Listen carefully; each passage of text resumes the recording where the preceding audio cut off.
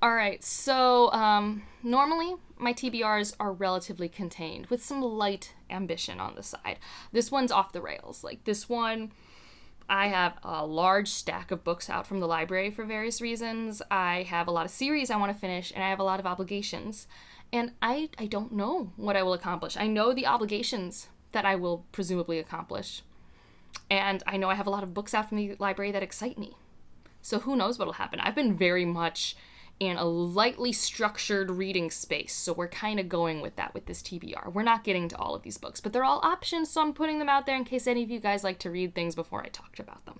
So, starting with my local book club, every month, my local book club, we read something, and this one is at least very short, and this is The Cat Who Saved Books. I don't know how this is going to work for a book club discussion. If you've had this for a book club discussion, let me know. Was this good? It's a short, whimsical book. It's a Japanese translated work. I know it's about a cat who saves books with this young boy. That's all I know. But I put it in our nomination pile because we had just read Nightcrawling the month before, which is a very, very depressing book.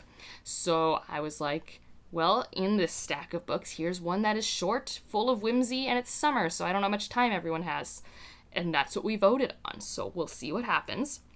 For my Patreon, we are finishing the Protectorate series with Catalyst Gate. I need to work on when we're going to do the live show date for the series, because that'll probably determine when in the month I read this book, but I'm very excited for it because, I don't know, it's just really fun whenever I get to read one of these. It's just a really fun adventure time. I like the characters. I really can't predict where things are going, even as well read as I am in the genre. Like, it's not like it's doing groundbreaking things, but it's doing surprising things. It's fun. And then for the TBR pick that my patrons have, I'm going to be reading Untethered Sky by Fonda Lee, which is a novella, so also short, exciting. This is the Fonda Lee that I haven't read yet outside of the prequel or extended stories for the Greenbone Saga world, which I don't know if I'll ever read. But this is a new thing, and it's about like an animal companion person relationship training thing, and I'm here for it. I'm very curious about it. So yeah, those are for those buddy reads, and I have two more obligations that I know for sure have to happen. One of them is I'm reading Putao, Shush You. He's been yelling all day. It's made filming very difficult. But I need to read Blood of Dragons with Grace, Ben, and Stephanie. So we're probably starting that actually tail end of July into August. So that'll be one of the first things I finish. And then I'll have only one series left in Robin Hobb, which is wild to me. And then Lightbringer comes out pretty much the day after I'm filming this, and we're going to do the live show for that Labor Day weekend probably, so I need to read it before that. And also, I mean, especially after that live show we did for Dark Age, I have so many questions. I want to know what theories we have that are right. I truly want to see if any of our characters find a better place to land. Dark Age is such a low, and there are indications that maybe Lightbringer is a little more hopeful. Maybe. So we'll see what happens. But those are definitely two series, catching up, ending things that I'm doing. And then for me, things that I feel are obligations, starting with Karen Lord. So I need to read The Galaxy Game and then the newest one, Blue Beautiful World, because I will be interviewing her Labor Day weekend. And so I want to be caught up on all of the Cygnus Betaverse books. That's basically what they're called. Before, I pick her brain about how she did this world building, because it's like a soft social sci-fi world with really cool world building, not only in how it maybe pulls from our cultures, but also the variety of humanoid creatures that exist. So I want to reread Galaxy Game, because Galaxy Game is one where I'm like, I don't understand this, but I'm vibing. So maybe I'll understand it more, and then I have no idea what's in store for me in the Blue Beautiful World. I just really want to read it, and it comes out in August as well. Similarly, I have Rook in the Rose. I'm currently in the middle of Mask of Mirrors. We'll probably finish that before the end of the month. And I have The Liar's Knot reread, and then Labyrinths. Is it Labyrinth's Heart? Can't remember. It's a beautiful purple cover. It's going to look so pretty on the shelf. Cannot wait to purchase my copy. I think when I had a bunch of Audible credits, I already have a pre-order on the audiobook, which is like such a gift to myself. I've never done that, so that'll be cool. So those are also two other series I really want to finish up. Mainly because I really want to see how Rook and Rose ends. Like, I really do. And same with, I want to know what happens in the Blue Beautiful World. So that's the TBR, which is already fairly large, without looking at the stack of library books, which was the thumbnail. None of those books on the thumbnail I've just talked about were that. No, this is its own stack. Its own stack. So the first two I'm planning to do mainly audiobook, and these aren't essential. These are things for my own professional development are 2 teaching type books, or philosophies in teaching. One is called Small Teaching, which I've already started, and I have the audiobook for this, so this is nice. This is like the type of nonfiction I like to listen to because it has a mixture of kind of story anecdotes with a lot of facts and research, and that can just be really dry for my eyeballs. And so this one is about how to not have to overturn your whole curriculum to try and accomplish some small things that you know will benefit your students. So Small Teaching. Very curious about this. And then we have Distracted, Why Students Can't Focus and What You Can Do About It.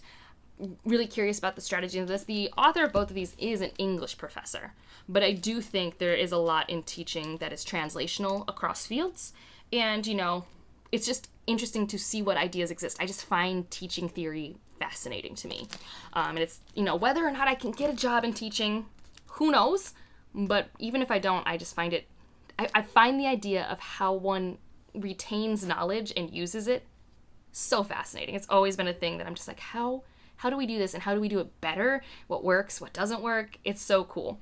And then I have The Mountain in the Sea, which was, I think it was a Nebula shortlist, and I don't remember if it's been anywhere else. I feel like it was on another list recently. But this is one about really smart octopus, I think. And when I was reading the back, it kind of reminded me of Jurassic Park in that it might be a more suspenseful plot, and its science is kind of grounded in our reality. Oh, this is so shiny. This is what I get for showing library books. It's just always the shiniest time. But this is one that I don't know if I'll get to, but I'm curious about it. It's long.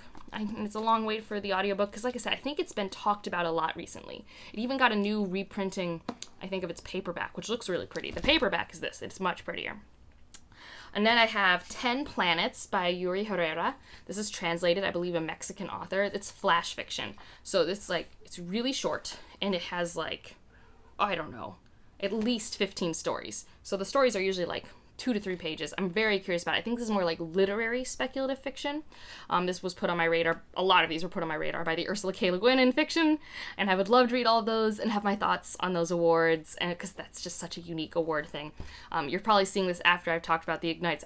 Awards and their shortlists, they really make TBRs for me, let me tell you. Because this next one is Geometries of Belonging. So this is stories and poems from the Birdverse. This author also has a novella that I think Judith has read, but I have not read the novella.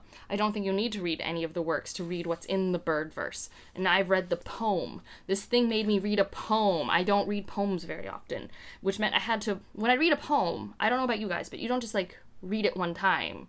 I have to read it several times to understand what's happening and to get the emotional impact. And that's what I had to do with the first poem. And I like it more now. But that is the thing about poems, is you think they're less work. But for me, it is much more work. And it's the same thing with music. Music, is, it depends on the music genre, but it's poetry with sound, and it's not usually till my 3rd or 4th time listening to a song that I get it. It depends. Oh, this one's one that's not a library book. I bought this for myself. This is the Arboreality, and it's climate speculative fiction that I'm very curious about. A novella expansion of 2020 Theodore Sturgeon Memorial Award winner, so that's cool. But it's a little novella, and I think it's just a different way of imagining climate and us, and those things have been bringing me some hope, and it's so pretty. I could not find a copy of this at my library, so I bought myself a copy for $15, and it's a very nice tactile experience. And then I have 2 more books from the library. We have Meet Us by the Roaring Sea. So this one, I don't know what this one's about. In the near future, a young woman finds her mother's body starfished on the kitchen floor in Queens and sets out on a journey through language, archives, artificial intelligence, and TV for a way back to herself. Interesting. This was just on the Ursula K. Le Guin shortlist, and I really liked the cover. It's not a good reason. And I also liked whatever they said in the blurb on the website for that award. That also intrigued me. And then we have Brother Alive, which again, don't know what this one's about. This is an astonishing debut novel about family, sexuality, and capitalist systems of control following 3 adopted brothers who live above a mosque in Staten Island with their imam father. Not Islam, imam. Don't know what that means, but... And it's in 1990, Staten Island. No idea. And this author, I don't know where they're from. I don't know. But it was on the Ursula K. Le Guin shortlist, so I got it because it was available. And, that's just a thing I did because the Hugos depressed me that much, and this excited me a lot more. And I might try and see if I can get some of these books on, our September book club for my local book club, because some of these feel like they lean a little more literary, which is kind of more their vibe, especially when I put them in like the speculative space. But yeah, I don't know if you're keeping track of pages, but that's an outlandish number of pages. I will not finish them all. I'm going home for a bit in August, so I definitely won't have time for all of that. And I've also been ramping up a lot of job-related stuff, which takes a lot of my free time. And although in July, as I've been getting back into things, I haven't been doing like video games as much and things like that. I'd like to put that back in my life. I have been increasing my board game life, which is fun. Gotten to play way more board games with friends recently, which also takes time. And reading rule books and stuff. I love reading rule books for board games, though. That is not... I can't put it on my Goodreads counter, but I really do like reading rule books. But that's the TBR. It's a lot. Of the books that I've mentioned from the library, which one are you most curious about my thoughts for? And, you know, any other thoughts you have on the books I have here? A lot of these are new to me. A lot of them are just tried and true favorites that I'm excited for, and I'm just hoping the fact that I have such a variety of length and type and rereads versus new, that the momentum will just naturally flow. Last year, August was one of my best reading months, and I'm just trying to recapture that. So we'll see. We'll see what happens. Oh, this doesn't even include, I have one more book, and I wrote it down here, but I forgot to bring it up because it's technically not an obligation. But Blood Over Bright Haven by M.L. Wong is coming out at the end of July. And yeah, I need that, especially because Tammy says it's just as good as Sword of Kaigen, and it's not a novella, which I thought it was originally. It's a novel, and I'm like, yes. So that's kind of required reading, as in I would really love, like, I'm filming this the day before it comes out. I'm in the middle of too many things to just like pick it up tomorrow, but man, I wish I could. And I read The Sword of Kaigen in August in 2020. So, like, I have fond nostalgia memories of discovering their writing this time of year. So, we'll see what happens. But let me know your reading plans. How are you ending this time of year? For us, it's summer here in Boston, so everyone's starting to, you know, hope that fall temperatures are on the horizon. Although, all things considered, I've had worse summers here. So, I'm counting my blessings on that one. If you want to just leave an emoji to let me know you're here. Oh, I don't know. Let's see. Is there anything here? Roaring sea. Something like the sea. Yeah, let's do that. So waves or anything that makes you think of the sea.